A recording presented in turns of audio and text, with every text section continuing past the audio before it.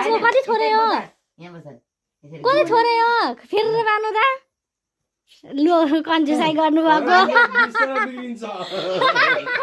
यसरी गर्ने आएको माथि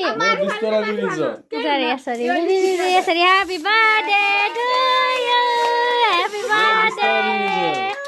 सबैलाई हुन्छ क्या यसरी फालेपछि लाउनु म चाहिँ दिदीसँग भगवान म के तेरी सक्यो भन्दै मतलब कि त्यो के एकैछिनमा सकिनु के हो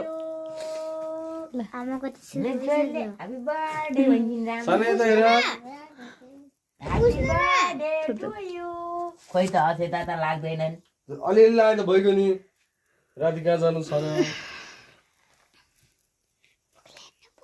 ल ह्यापी बर्थडे टु यु भने रे चक्कु लिएर रेडी पोजिसनमा ल त नि पैसा पनि दिनु ल भयो नि डेट छ मान्छे नाच्ने मान्छे बोलाउने खुवाइदिनु न त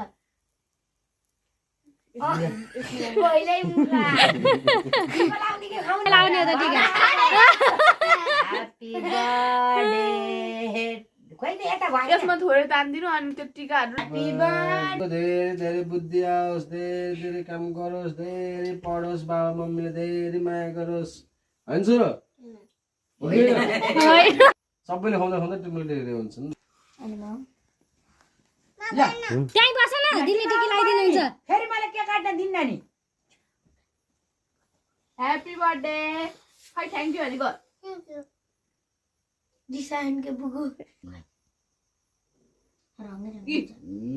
हात पनि तेरै हात लग्लग काम छ अनि खै त्यो रङ्गेर हुन्छ के अरे मैले त्यही भएर त हात नला भनेको त नि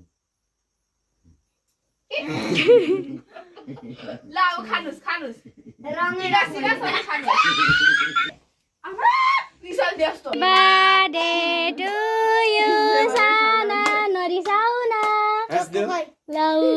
हाँसिदेऊ चाहिन्न नि कहिले टिको लगाइदिँदैन त्यहीबाट टिको लाग्यो त्यहीबाट खुवाइदिएन त्यहीबाट खाइदियो अब त्यहीबाट खुवाइदिएन त्यसलाई खानु त हो ल अर्को दिदीलाई अब तेरो दिदीलाई अब तेरो दिदीले टिको लगाइदिन्छु खुट्टादेखि ज्ञानी बनेको खै त छि ज्ञानी हुनु राम्रोसँग पढ्नु दिदीले राम्रोसँग त दिदीले भनेको मान्नु थोरै हाल्ने त भात खाए जस्तो गर्ने र यता ल्याउ म पैसा फुल